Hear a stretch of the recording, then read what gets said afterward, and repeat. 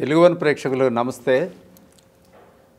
ఇప్పుడు దేశంలో రోజు ఈ విద్యార్థుల ఆత్మహత్యల గురించి చాలా వార్తలు వస్తున్నాయి. ఈరోజు ఒక స్టడీలో 42 నిమిషాలకు ఒక విద్యార్థి లెక్కన ఆత్మహత్యలు చేసుకుంటున్నారని వార్త చాలా జనాన్ని కలిచివేస్తుంది. ఎవరికి వాళ్ళు వాళ్ళ ప్రాంతంలో జరిగిన సంఘటనల గురించి మాత్రమే గుర్తుంచుకుంటారు, కానీ మొత్తం దేశం మీద కానీ రాష్ట్రంలో కానీ ఇన్ని ఆత్మహత్యలు జరుగుతున్నాయా అనే విషయం ఏ పత్రికల్లోనూ చదివితే తప్పితే ఎవరికి తెలియట్లేదు. అయితే అసలు ఇలాంటి పరిస్థితులు రావడానికి కారణం ఏంటి? అసలు మనం బ్రతికేది, మనం చేసే కష్టమంతా రేపటి జనరేషన్ కోసం అనుకుంటాం. మరి అటువంటి రేపటి తరం ఇంత భారీగా మనం కోల్పోతుంటే రేపటి తరాన్ని మనం ఏం చేయాలి? ఈరోజు దీని మీద మాట్లాడడానికి మన విశ్లేషకులు మిత్రులు మధుసూదన్ రెడ్డి గారు మనతో ఉన్నారు. ఆయనతో మాట్లాడదాం. నమస్తే మధు. తెలుగు వన్ వీక్షకులకు మీకు నమస్కారం సార్. చెప్పండి, ఇప్పుడు చూశారు కదా, ఈరోజు ఒక రిపోర్ట్ వచ్చింది బయటికి. అంటే అది రాకపోతే మనకు తెలియదని కాదు, కానీ విషయం అయితే మనం ఏదో క్యాజువల్గా చాలా జరుగుతున్నాయని వదిలేసేవాళ్ళం. కానీ ఆ రిపోర్ట్ను చూశాక నిజంగా దీని మీద మనం మాట్లాడకపోతే చాలా వెనకబడిపోయినట్లే, జనానికి ఏ సందేశం ఇవ్వకపోతే చాలా ప్రొఫెషన్కి అన్యాయం చేసినట్టే అనే దృక్పథంతో ఈరోజు ఇక్కడ మనం చర్చ చేస్తున్నాం. చెప్పండి, అసలు పిల్లలు ఇలా ఆత్మహత్యలు చేసుకోవడానికి అసలు ఏమి వాళ్ళని ఇటువైపు ఏమి నెడుతున్నాయి, పరిస్థితులు ఏమి నెడుతున్నాయి, దీనికి ఎవరెవరు కారణం అనేది ఒక్కొక్క అంశం మీద మాట్లాడతాం. ముందు అసలు ఏమేమి అంశాలు, విద్యార్థుల్లో కూడా ఏ స్థాయి వాళ్ళు, ఏ ఏజ్ గ్రూపుల వాళ్ళు చనిపోతున్నారు అనే దాని మీద చెప్పండి. యాక్చువల్గా ఏంటంటే సార్, కాలానుగుణంగా మార్పు అనేది సహజంగా జరుగుతుంటుంది. ఒకప్పుడు మనకి భారతదేశానికి ఒక గొప్ప వ్యవస్థ ఏంటంటే ఋషులు, మునులు, మహర్షులు ఉండేవాళ్ళు, గురుకులాలు ఉంటాయి. ఒక వయసు వచ్చిన తర్వాత పిల్లల్ని గురువుల దగ్గర పంపిస్తే పరిపూర్ణ యజ్ఞావంతుడిగా చేసి ఇంటికి పంపించేవాళ్ళు. అది గురుకుల వ్యవస్థ, అది ఋషి పరంపర వ్యవస్థ, వేద విజ్ఞాన వ్యవస్థ. కాకపోతే భారతదేశానికి ఒక గొప్ప వ్యవస్థను మనం కోల్పోయాం సార్. జస్ట్ ఒక 20 సంవత్సరాల బ్యాక్కి వెళ్తేనే మనకు అర్థమైపోద్ది. పెద్దది వ్యవస్థ ఏంటంటే కుటుంబ వ్యవస్థ, ఒక ఆస్తి భారతదేశానికి. ఆ కుటుంబ వ్యవస్థను మనం ఏం చేసుకున్నామంటే చిన్న భిన్నం చేసుకున్నాం సార్ ఈ ఆధునిక యుగంలో. ఎప్పుడైతే కుటుంబ వ్యవస్థ అనేది పక్కకి జరిగిపోయి ఉమ్మడి కుటుంబ వ్యవస్థ కాస్త న్యూక్లియర్ ఫ్యామిలీలుగా తయారైనయో, మనిషి జీవించడానికి కావాల్సినటువంటి వనరులు ఏవైతే ఉంటుండో, ఇద్దరు భార్యాభర్తలు ఇద్దరు పనిచేస్తేగా తప్ప ఇల్లు గడవని పరిస్థితిలోకి ఉంది. రెండోది ఏంటంటే పెను మార్పులు వచ్చినాయి సార్ విద్యా వ్యవస్థలో. అంటే వనరులు తక్కువగా ఉంటాయి, కాంపిటీషన్ ఎక్కువగా ఉంటుంది. ఇది ఏంటంటే అధిక జనాభా గల దేశాల్లో ఇది ఎక్కువగా ఉంటాయి. ప్రతి తల్లిదండ్రి అంటే ఆర్థిక వనరులతో పోటీ కాకుండా ప్రతి తల్లిదండ్రులు కూడా నా బిడ్డ అందరికాడికి ముందు ఉండాలా అని కోరుకోవటంలోనే వచ్చింది సార్. అది తప్పంటారా అలా ఉండాలనుకోవడం? కోరుకోవటంలో తప్పులేదు, కానీ బిడ్డ యొక్క సామర్థ్యాలను కూడా మనం పరిశీలించుకోవాలి. అతని యొక్క శక్తి సామర్థ్యాలు ఎంత మేరకు ఉన్నాయి, అతని యొక్క మానసిక స్థితి ఏంటి, ఇవన్నీ కూడా మనము క్రోడీకరించుకోవాలన్నమాట. మన ఆలోచనలే బిడ్డ మీద రుద్దకూడదు. బిడ్డకి ఏదైతే మనకి వాడు చదవంగానే ఏదైతే వస్తుందో కోచింగ్ ఇచ్చినా కూడా రాదు సార్. అదే ఇప్పుడు ఐక్యూ అంటారు. అతనికి ఉన్నటువంటి శక్తి సామర్థ్యాలను దృష్టి పెట్టుకొని, అంటే రెండోది శిక్షణ కూడా అనేది, శిక్షణ అనేది కూడా మోస్ట్ ఇంపార్టెంట్ సార్. ఏంటంటే అంటే గురువు అంచనా వేస్తాడు ఈ పిల్లోళ్ళ స్టామినా దేని మీద ఉంది, ఏ సబ్జెక్టు మీద ఉంది, మ్యాథమెటిక్స్ మీద ఉందా, ఫిజికల్ సైన్స్ మీద ఉందా, లేదంటే లిటరేచర్ మీద ఉందా అనేది, ఒక కెమిస్ట్రీ మీద ఉందా అనేటటువంటిది అంచనా వేస్తాడు. ఆ అంచనా ఎక్కడి నుంచి వస్తుంది అంటే సార్, అది పిల్లోడు బాల్య దశలో ఏ విధంగా మనకి పెరుగుతాడు అంటే 0 నుంచి తల్లి గర్భం నుంచి భూగర్భం మీదకి వచ్చిన తర్వాత 2 సంవత్సరాల మధ్య పిల్లవాడికి ఏం తెలియదు, అంతా ఒక లోకంలో ఉంటాడు. కానీ 2 నుంచి 6 సంవత్సరాల మధ్య బాల్య దశ సార్. ఈ బాల్య దశలో పిల్లోడి యొక్క శక్తి సామర్థ్యాలని తల్లిదండ్రులు అంచనా వేయచ్చు. వాళ్ళని ఏం చేశారంటే వాళ్ళని స్కూల్లో వేసిన తర్వాత అక్కడ ఉన్నటువంటి టీచర్ ఏ విధంగా ఈ అబ్బాయి యొక్క, అంటే తల్లిదండ్రులు తొలి గురువులు అయితే మలి గురువులు వచ్చేసరికి టీచర్ సార్, ఉపాధ్యాయులు అనమాట. అక్కడ నుంచి మనం 6 నుంచి 11 సంవత్సరాల ఒక స్టేజ్ చూస్తాం. అప్పుడు 5th క్లాస్ స్టేజీ అంటే కాంపిటీషన్ ఎగ్జామ్, నవోదయ లాంటి ఎగ్జాములు రాసే స్టేజీకి వస్తాడు. సైనిక స్కూళ్ళు ఎగ్జామ్స్ ఉంటాయి మనకి. మీరు బాగా చూడండి, హైదరాబాద్లో కానీ విశాఖపట్నంలో కానీ సైనిక స్కూల్ ఎంట్రన్స్ ప్రెషర్ ఎక్కువ పెడతారు పిల్లల మీద. కానీ సైనిక స్కూల్లో ఒకటి దాపెడతారు. ఈ ఎగ్జామ్ కంటే కూడా సైనిక స్కూల్లో విద్యార్థులకి ఫిజికల్ ఎంట్రన్స్ ఎగ్జామ్ ఉంటుంది సార్, చాలా కీలకమైంది. వీడికి సీట్ వచ్చినా ఫిజికల్ ఎగ్జామ్లో కానీ ఫెయిల్ అయ్యింది అనుకోండి, మళ్ళీ ఏడుస్తాయనకు వస్తాడు. ఆ దృక్కోణంలో నా బిడ్డ కూడా బలైపోయిండు. నేను ఇంత చెప్పేటటువంటి వాడిని నాకు కూడా అవగతం లేక మంచి ర్యాంక్ వచ్చింది సార్. ఆల్ ఇండియా లెవెల్లో మంచి ర్యాంక్ వచ్చింది నా బిడ్డకి. ఎక్కడ కోచింగ్ కూడా పోలేదు, ఇంట్లోనే ఉండి చదువుకున్నాడు. కానీ కొడగు సైనిక్ స్కూల్లో సీట్ వచ్చింది. 13 డాక్యుమెంట్లు చూసుకున్నప్పుడు అప్పుడు అనిపించింది సార్, పిల్లడికి కోచింగ్ కంటే ముందు ఇది చూసుకోవాలి. అన్ని కోచింగ్ సెంటర్లకు ఆ డాక్యుమెంట్ నేను పంపించాను. హైదరాబాద్లో ఉన్నటువంటి కానీ విశాఖపట్నంలో ఉన్న వాళ్ళకి అందరికి కూడా పంపించాను. తల్లిదండ్రులకు కూడా విషయ పరిజ్ఞానం లేనటువంటి అంశాలు కొన్ని ఉన్నాయి సార్. అందరికాడికి ముందుండాలనుకోవటంలో తప్పులేదు, కానీ ముందుకి నెట్టి వాళ్ళని ఆత్మహత్యల వైడిగా ప్రేరేపించడం అనేది అది తల్లిదండ్రుల యొక్క తప్పుదనం వల్ల ఇదన్నీ జరుగుతున్నాయి సార్. రెండోది ఇంకొక పెను ప్రమాదం వచ్చింది సార్. ఈ మధ్య ఎలక్ట్రానిక్ గ్యాడ్జెట్స్ చాలా వచ్చినాయి. మొబైల్ ఫోన్ అయితేనేమి, కలర్ టీవీ అయితేనేమి, తర్వాత మనకున్న ట్యాబులు అయితేనేమి, ఈ కంప్యూటర్లు అయితేనేమి, ఈ ఎలక్ట్రానిక్ గ్యాడ్జెట్స్లో పిల్లలు ఏంటంటే లీలమైపోతున్నారనమాట, అడిక్షన్ అయిపోతున్నారు. ఇప్పుడు మందు తాగేవాడు మందుకి ఎలా అయిపోతాడు, పేకాటానికి సప్త వ్యసనాలు అంటారు కదా సార్. ఈ సప్త వ్యసనాలకి అయిపోతే కుటుంబం ఏ విధంగా బలైపోతుందో అలాగే ఈ మధ్య పిల్లలకు మీరు బాగా చూడండి లీన్గా ఉంటారు పిల్లలు. కారణం ఏంటంటే ఈ మొబైలు, ఈ కంప్యూటర్ ముందు, ట్యాబుల ముందు ఎక్కువ టైం స్పెండ్ చేయటం వల్ల రేడియేషన్కి లోన్ అవుతున్నారు. 2 ఆటపాటలు కూడా తక్కువైపోయినాయి పిల్లలకి.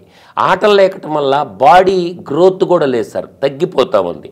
3 న్యూట్రిషన్ ఫుడ్ కూడా అంటే పెడియాట్రిక్ చూపించండి, ప్రతి బిడ్డను చూపించండి నేను అంటున్నాను.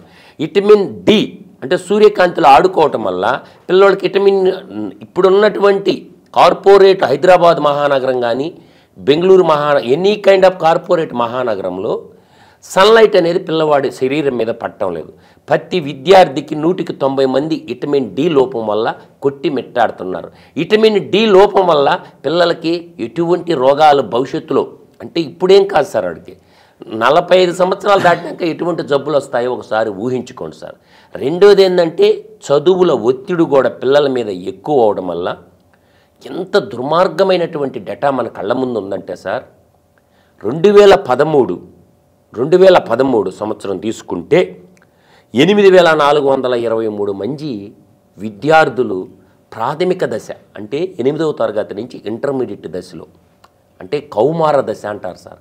ఈ కౌమార దశలో ఒక్క సంవత్సర కాలానికి 8423 మంది విద్యార్థులు ఆత్మహత్య చేసుకున్నారు సార్. ఇది కలిచివేస్తుంది సార్ ఇంటలెక్చువల్స్ని. ఇప్పుడు 2023 సంవత్సరం కానీ తీసుకున్నట్టయితే 2023 స్టాటికల్ రిపోర్ట్ తీసుకున్నట్లయితే 13,892 మంది ఆత్మహత్య చేసుకున్నారు సార్. అంటే రేషియో 65% పెరిగింది చూడండి సార్.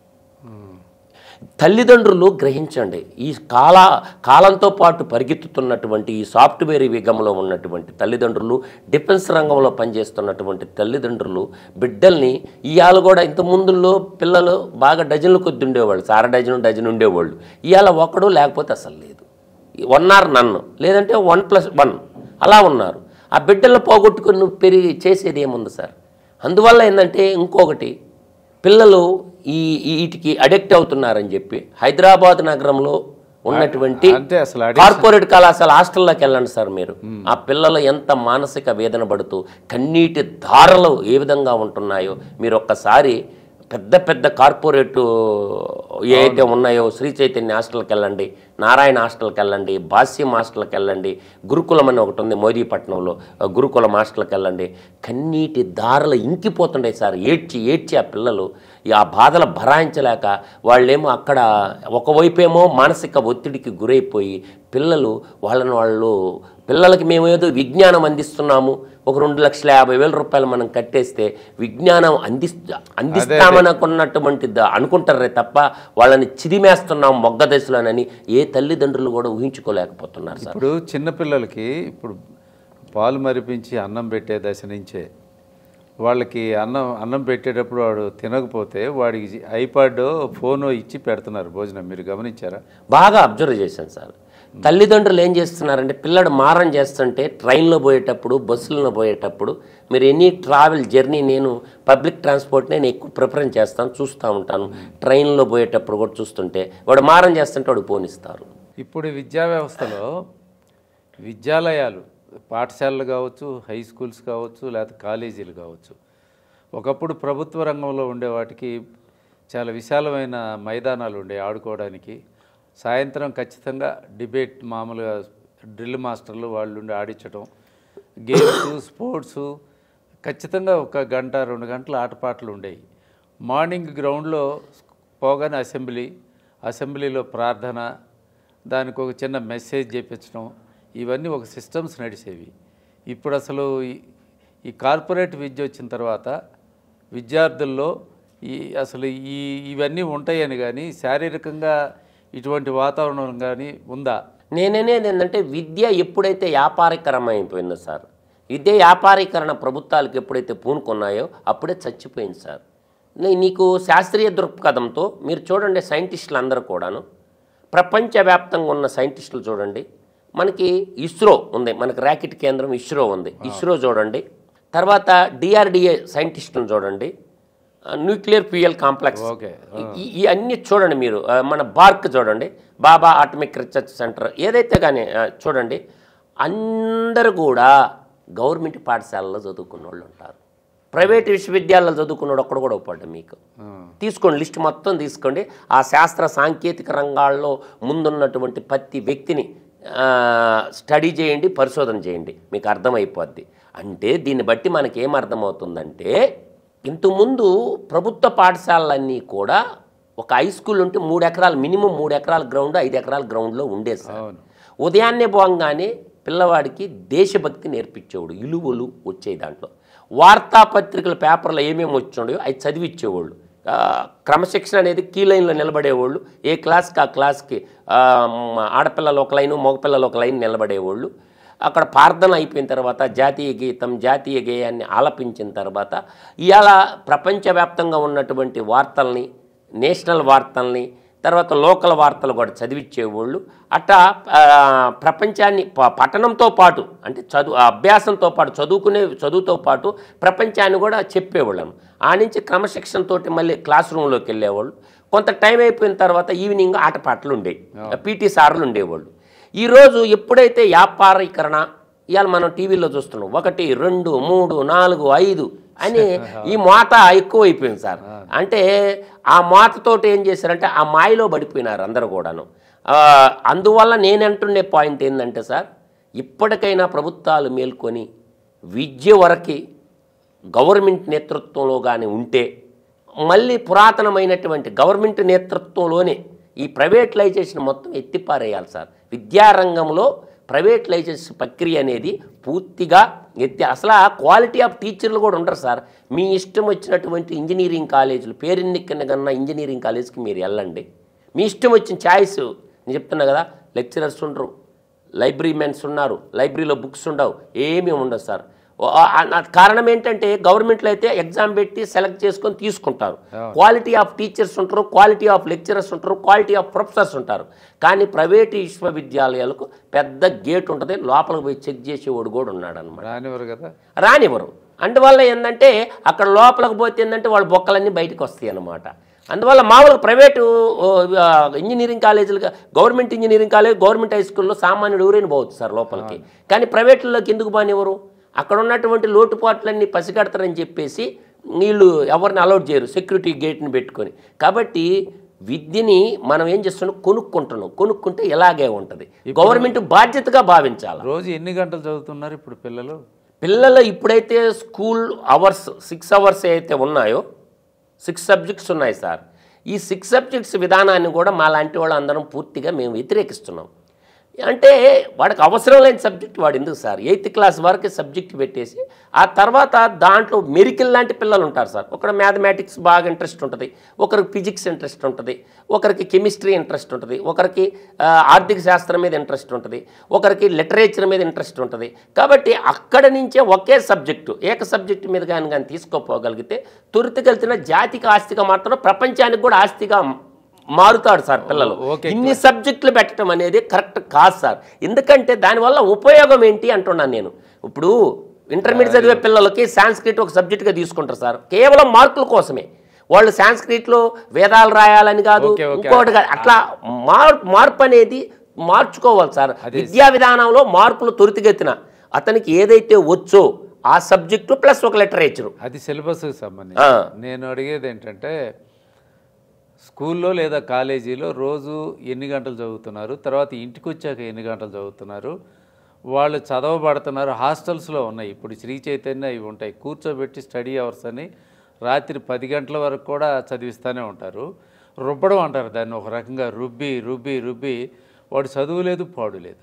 కేవలం ఆ పుస్తకాలు ఆ పాఠ్యాంశాలు అంతవరకు నేర్చుకొని వాడు ఎగ్జామ్ పాస్ అయ్యి బయటకు వస్తే వాడికి ఏదో మంచి సాఫ్ట్వేర్ జాబ్ వస్తే ఇక అదే జీవితమా? అంటే జాబ్ అంటే ఒక సాఫ్ట్వేర్ జాబ్ అని ఎందుకు అనుకుంటున్నారు సార్? ఇప్పుడు హైదరాబాద్ మహానగరంలో అదే 9.5 లక్షల నుంచి 10 లక్షల మంది సాఫ్ట్వేరు ఉద్యోగాలు మాట్లాడుకుందాం సార్. ఇంకా మిగతా రంగాల్లో 25 లక్షల ఎంప్లాయ్మెంట్ ఉంది సార్. మెకానికల్ రంగం తీసుకున్నా, కెమికల్ రంగం తీసుకున్నా, తర్వాత ఈ వర్క్షాప్ టెక్నాలజీ తీసుకున్నా, పాలిమర్ టెక్నాలజీ తీసుకున్నా అవి ఉద్యోగాలు కాదు సార్. అదే నేను చెప్తుంది. ఇప్పుడు మరి వీటన్నిటిని అసలు గవర్నమెంట్కి తెలిసి కూడా ఎందుకు ఇవన్నీ వదిలేస్తున్నారు? ఇవి అందరికీ అన్నీ తెలుసు. మళ్ళీ ఇప్పుడు అందరు పిల్లల్ని తీసుకెళ్ళి అక్కడే చేరుస్తున్నారు. ఏదో ఆ అధికారులు కానీ లేకపోతే పొలిటీషియన్స్ కానీ అందరూ మీ పిల్లాడు ఎక్కడ చదివాడు అంటే శ్రీ చైతన్య లేకపోతే నారాయణ అని చెప్తారు. మనమేం వాటికి వ్యతిరేకమే కాదు. కానీ ఒక విద్యార్థిలో మనోవికాసం, మానసికంగా వాడు ఎదగాలి అంటే, లేకపోతే వాడు అయోమయంగా పెరుగుతున్నాడు. వాడికి ఆ చదువు తప్పితే వేరే ప్రపంచం తెలవదు. మీకు హైదరాబాద్లో ఒక స్కూల్ గురించి చెప్తాను సార్ నేను. ఎల్కేజీకి 5 లక్షల ఫీజు. ఇక ఇది దండే కార్యక్రమం కాదు సార్. శాంటా మేరీ అని ఒక స్కూల్ ఉంది. శాంటా మేరీ అనే స్కూల్ ఉంది. ఏం చెప్తారు సార్ 5 లక్షలు తీసుకున్న వాళ్ళు అంటే హోదాకి. అంటే ఒక హోదా ఉన్న పిల్లలందరినీ కూడా పెద్ద పెద్దోళ్ళతో ఫ్రెండ్షిప్ ఏర్పాటు అవుతుంది అనేది. రెండోది ఇంకోటి కూడా ప్రమాదం ఉంది సార్. ఈ ప్రైవేటు విద్యా సంస్థల్లో ఈ మధ్య చదువుతో పాటు ప్రైవేటు విద్యా సంస్థలు డ్రగ్స్ వ్యాపారం కూడా చేస్తున్నాయి సార్. డ్రగ్స్ విపరీతంగా పెరగడానికి కారణము చాలామంది ఈ కోణంలో దర్యాప్తు చేయటం లేదు. తల్లిదండ్రులందరినీ నేను ఏడుకుంటున్నా సార్. అంతేకాదు, నిన్న ఒక యూరప్ కంట్రీ గుర్తురావట్ల, దక్షిణ కొరియా సంథింగ్, మొత్తానికి ఆ కంట్రీలో 18 ఏళ్ల వరకు సెల్ ఫోన్లు పిల్లలకి ఇవ్వడాన్ని నిషేధించేశారు. పిల్లలకి ఫోన్లు ఇవ్వద్దని చెప్పారు. ఎందుకంటే ఇవన్నీ అక్కడ కూడా దేశాలు వేరే కావచ్చు కానీ వాతావరణం అంతా ఒకటే ఉంటుంది కదా. ప్రపంచవ్యాప్తంగా ఈ జాడ్యం అనేది యశస్సు సంస్కృతి ఏంటంటే ఈ గ్యాడ్జెట్స్ ఏమన్నా ట్యాబులు అయితేనేమి, ఇంటర్నెట్ రంగం బలోపేతం అయితేనే కానీ నిత్యము పిల్లవాడు ఆ మొబైల్లో ఏం చూస్తున్నాడని తల్లిదండ్రులు చూసుకోవాల్సిందే సార్. ఫోన్ దేనికి? ఫోన్ అంటే ఇప్పుడు ఏమవుతుందంటే సార్, హోంవర్క్స్ ఇస్తున్నారు సార్ పిల్లలకి. వాళ్ళు స్వతహా హోమ్ వర్క్ అంటే ఏంటి సార్, స్వతహాగా చెయ్యాలా. కానీ ఈ మధ్య ఏం చేశారంటే టెక్నాలజీ వాడుకొని పిల్లోళ్ళు మెమొరీని పెంచుకోకుండా ఈ గూగుల్ లెన్స్ అని ఉంటుంది సార్ ఒకటి, ఆ క్వశ్చన్ కొడితే ఆన్సర్ అదే వస్తుంది అనమాట. ఇది వాడిని అవేకిగా చేస్తుంది, విజ్ఞానవంతు సమాజంగా తీర్చదనమాట. ఇంకా చాలా ఉన్నాయి, రేపు ఏఐ వచ్చాక ఇంకా చాలా వింతలు చూస్తారు. అది వాళ్ళ పిల్లోడిని అంటే నేను అడుగుతుంది, ఇప్పుడు ట్యాబులు ఇస్తున్నారు, ట్యాబుల్లో చేస్తున్నారు, ఇవి చేస్తున్నారు, అది కాదు అసలు ఫోన్ పర్పస్ ఏమిటి? What is the purpose of A cell phone? Communication sir, just like communication. నా దృష్టిలో అయితే ఏంటంటే సమాచారాన్ని చేరవేసుకోవడానికి అయితే తప్ప ఇంక దేనికి అవసరం లేదు సార్. కమ్యూనికేషన్ అంతే. ఫోను ఉండాల్సింది ఏంటంటే యాజ్ పర్ కమ్యూనికేషన్కి. అదే ఏ ఏజ్ గ్రూప్లో అవసరం వస్తుంది, ఏ సెక్షన్లో అవసరం వస్తుంది? అది నాకు తెలిసినంత వరకు ఏంటంటే ఇప్పుడున్న పరిస్థితుల్లో ఖచ్చితంగా అయితే ఫోన్ అవసరం ఉంది. కానీ ఫోనుల్లో రకాలు ఉన్నాయి కదా సార్. ఇప్పుడు స్మార్ట్ ఫోన్లు ఉన్నాయి, అవి దగ్గర కమ్యూనికేషన్ దేనికి మాట్లాడుకోవడం. చిన్న ఫోన్లు ఉన్నాయి కదా, వాటిలో చూడరు కదా. చిన్న ఫోన్లు వాడుకోండి తల్లిదండ్రులు. చదువుకునే విద్యార్థులు ఉండే వాళ్ళంతా చిన్న ఫోన్లు వాడుకోండి. ఆఫ్ కేస్ స్టడీ పర్పస్ ఏదైనా ఉందనుకో, ఒక స్మార్ట్ ఫోన్ పెట్టుకుని నా ముందే ఓపెన్ చేయరా బాబు అని కూర్చోవాలి. ఇప్పుడు మా మిస్సెస్ అలాగే చేస్తుంది. ఏదైనా పిల్లలు చదువుకుంటున్నప్పుడు పక్కనే కూర్చుంటుంది, వీడు మొబైల్లో ఏం ఓపెన్ చేస్తున్నాడా అని. అంటే తల్లిదండ్రులు కూడా బాధ్యతగా బిడ్డల్ని పరిరక్షించుకోవాల్సినటువంటి బాధ్యత ఉంది సార్. వాడు ఏం ఓపెన్ చేస్తున్నారా, ఇంజనీరింగ్ చదివే పిల్లలు కానీ ఒక ఓపెన్ హాల్లో పెట్టాలి సార్. ఇప్పుడు చాటుమాటుగా ల్యాప్టాప్లో చేస్తుంటారు ఇంట్లో తల్లిదండ్రులు. కానీ సమాజంలో చుట్టూ వాతావరణం అంతా చెడిపోయాక మనం ఎంతసేపు కాపలా కాస్తాం అండి, ఎదురుగా 24 గంటలు కూర్చో. లేదు సార్, బాధ్యత తీసుకోవాల్సి ఉంది సార్, బాధ్యత తీసుకోవాల్సి ఉంది. రెండోది ఏంటంటే ఇలువుల గురించి చెప్పేటటువంటి వాళ్ళ దగ్గర కూడా వారానికి ఒక క్లాస్ కన్నా తీసుకుపోవాలి. కాదు చెప్పాలి. మోటివేషన్ స్పీకర్ దగ్గర ఫోన్ ఎందుకు వద్దంటున్నావంటే, నిన్ను ఎందుకు చూడొద్దంటున్నావంటే, దానివల్ల జరిగిన దుష్పరిణామాలు ఏమిటి, అవన్నీ వీళ్ళకి కొన్ని ఉదాహరణలతో సహా. జ్ఞాపక శక్తి కూడా నశించిపోద్ది సార్. ఫోన్ ఎక్కువగా చూడటం వల్ల పిల్లోడికి మెమొరీ లాస్ కూడా ఎక్కువగా ఉంటుంది. మీరు ఇది కూడా బాగా గుర్తుపెట్టుకోండి.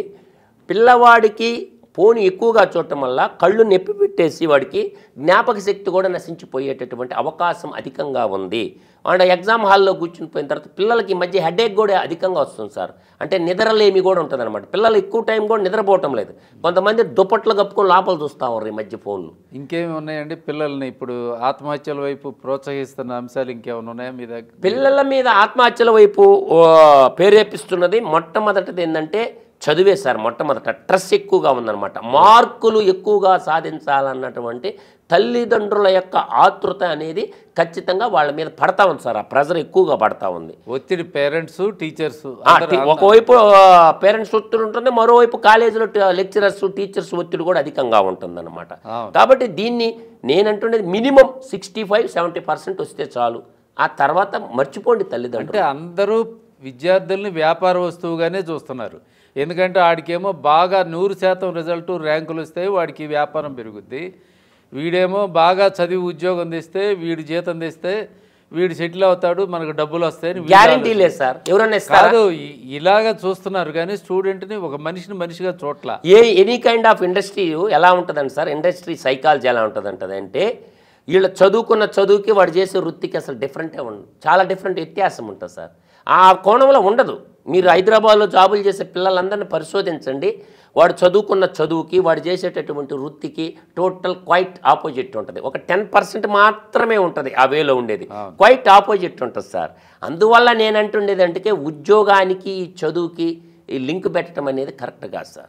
విద్యార్థులు ఇంతమంది ఈ దశలో సూయిసైడ్ చేసుకుంటున్నారు, విద్యార్థి దశలోనే వాళ్ళ పచ్చడి జీవితాలు ముందే ఇట్లా బలి పెట్టుకుంటున్నారు అంటే దానికి బాధ్యులు అటు తల్లిదండ్రులు, మొదట తల్లిదండ్రులు, తర్వాత ఉపాధ్యాయులు, నెక్స్ట్ లెర్నింగ్ చేసే బోధించేటటువంటి టీచర్లు, లెక్చరర్లు, ప్రొఫెసర్స్, తర్వాత సంస్థలు నిర్వహించే పెద్దలు, గౌరవనీయులు, వ్యాపారవేత్తలు, తర్వాత ఈ సిస్టమ్స్ అన్నిటినీ వ్యవస్థలు. మూడోది వ్యవస్థలు సార్. వ్యవస్థల్లో ఉన్నటువంటి దృగ్గోచరాలు అంటారు అనమాట. దృశ్యం శ్రవణం అనేది ఏదంటాడో చూస్తున్న వాటి మీద ఎక్కువగా ఫోకస్ అనమాట. దృశ్యం అది. అదే మరి ఈ విద్యారంగాన్ని నడపాల్సింది, దిశానిర్దేశనం చేయాల్సిన ప్రభుత్వాలకు కూడా బాధ్యత ఉంది. మరి ప్రైవేట్ స్కూళ్ళన్నీ అట్లా పెట్టి ప్రతి ఊరి నుంచి అన్ని సెస్సులు వసూలు చేసి, పన్నులు వసూలు చేసి స్కూళ్ళు నడపాల్సింది. ఇప్పుడు ఇంతమంది టీచర్లకి ఇన్ని కోట్ల రూపాయలు మనం జీతాలు ఇస్తా కూడా వాళ్ళని వాడుకోలేకపోతే మన వ్యవస్థనంతా మనమే నాశనం చేసుకుంటా ప్రెషర్ పెంచేసి పిల్లల్ని ఇట్లా ఆత్మహత్యలకు ప్రేరేపిస్తున్నారంటే దాన్ని ఎక్కడో చోట ఫుల్ స్టాప్ పడిందే. వీటిని మనం ఆపడం చాలా కష్టం. ఇదే దయచేసి అందరూ ఆలోచించాలని కోరుకుంటూ సెలవు తీసుకుంటాం.